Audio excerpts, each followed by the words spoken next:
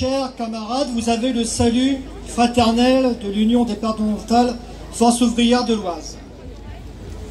Tout d'abord, merci d'être là pour célébrer ici comme partout dans le monde ce 1er mai, la journée internationale des droits des travailleurs. Votre présence nombreuse nous conforte dans l'idée que la solidarité ouvrière et syndicale que représente cette journée n'est pas un vain mot. Car tous les ans, le 1er mai en France comme dans de nombreux pays, c'est aussi l'occasion de nous retrouver. Pour nous rappeler que les droits des travailleurs ne sont pas toujours un acquis, qu'il faut toujours lutter pour préserver nos droits, mais aussi en conquérir de nouveaux. Les manifestations du 1er mai sont aussi le symbole de la solidarité ouvrière entre les travailleurs du monde entier. Le symbole de l'engagement syndical pour la solidarité, bien sûr, mais aussi pour refuser l'exploitation, pour l'émancipation individuelle et collective et pour l'action collective. La solidarité ouvrière et syndicale, ce sont les valeurs de Force ouvrière, les valeurs qui nous unissent, pain, paix et liberté. Quand le mouvement prépare les esprits à une économie tournée vers la guerre et le réarmement, EFO répond que nous ne participerons pas ni à l'instrumentalisation ni à l'intégration des organisations syndicales de salariés dans une économie de guerre, synonyme de renoncement et d'abandon des revendications des travailleurs. Le contexte international est certes inquiétant et la guerre commerciale lancée par le président Trump nourrit aussi les inquiétudes. D'autant que la guerre commerciale, la guerre totale, souvent il n'y a qu'un pas. Mais le contexte est aussi celui d'une France profondément divisée. Les enquêtes d'opinion confirment à chaque fois l'ampleur du mécontentement, de la colère et de la défiance. On le ressent dans nos syndicats, chez nos adhérents. Concentrer les efforts sur la défense au détriment des dépenses sociales, au détriment de la Sécu et des services publics, de l'école ou des hôpitaux, ne ferait qu'alimenter encore cette colère et cette défiance. Cette colère et cette défiance sont aussi nourries par la dégradation des conditions de travail, les salariés qui stagnent, les suppressions d'emplois qui se multiplient dans l'automobile, la chimie, la grande distribution, tous les secteurs du commerce qui souffrent. Derrière les promesses de réindustrialisation et des effets d'annonce, c'est bien la désindustrialisation qui se poursuit. Création d'emplois qui plafonne, nombre d'ouvertures de sites en recul, production en baisse. La reconquête industrielle se fait attendre. C'est pourtant un enjeu économique, une production en baisse. La reconquête industrielle se fait attendre, car sans industrie, on dépend des autres. C'est une priorité pour EFO, la solidarité ouvrière et syndicale, c'est préserver les emplois, c'est créer de bons emplois avec des bons salaires. C'est aussi cette exigence de solidarité qui a permis la création de la sécurité sociale il y a 20 ans. Nous célébrons cet anniversaire comme il se doit. Force ouvrière en est à l'origine et elle a toujours soutenu, défendu. C'est un acquis des travailleurs qui organisent eux-mêmes leur solidarité par leur cotisation, mais il faut rester sur nos gardes, car depuis 80 ans, la Sécu est un acquis sans cesse rongé, menacé. Depuis des années, toujours la même petite musique pour dégager des économies sur la Sécu. Alors qu'on la prive de ses ressources, près de 80 milliards d'exonérations de cotisations sociales qui ne sont pas toujours compensées. Le gouvernement cherche des économies partout.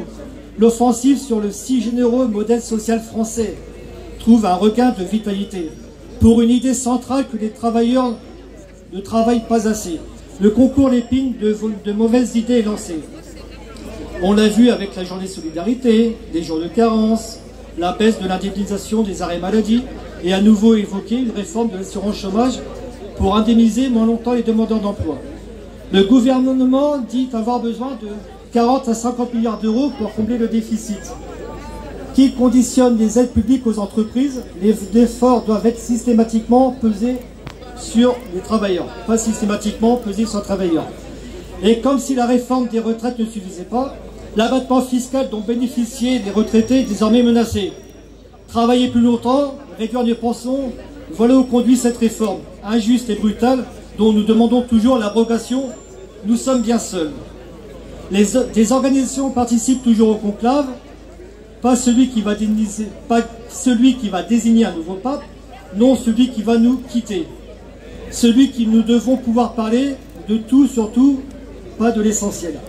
Ces organisations veulent parler du financement de la protection sociale, de toute la protection sociale.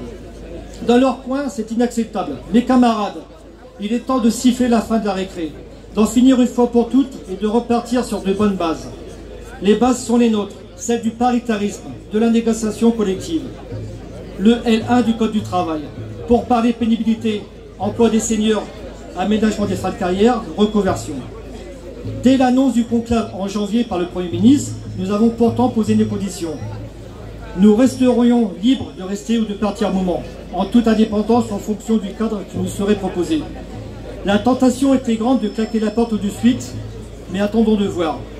Alors, nous avons vu. On a vu que ni le format, ni le périmètre, ni les méthodes nous convenaient. On a vu qu'à un moment, notre revendication d'abrogation immédiate ne serait examinée que par les méthodes proposées, visait au contraire de nous associer au maintien de la réforme actuelle, au statu quo sur l'espace de 4 ans ou l'introduction de la capitalisation que nous rejetons. On a vu venir le mélange des genres associé au régime de retraite de privé, du public et des régimes spéciaux, des indépendants et du régime agricole, ouvrant la porte au retour du projet de retraite universelle par points que nous rejetons toujours. Pourtant, nous avons redit au Premier ministre le 17 janvier que cette réforme des retraites, imposée par le 49.3 et rejetée par l'immense majorité des salariés, restait injuste, brutale, injustifiée et augmentait les difficultés des travailleurs, notamment en fin de carrière.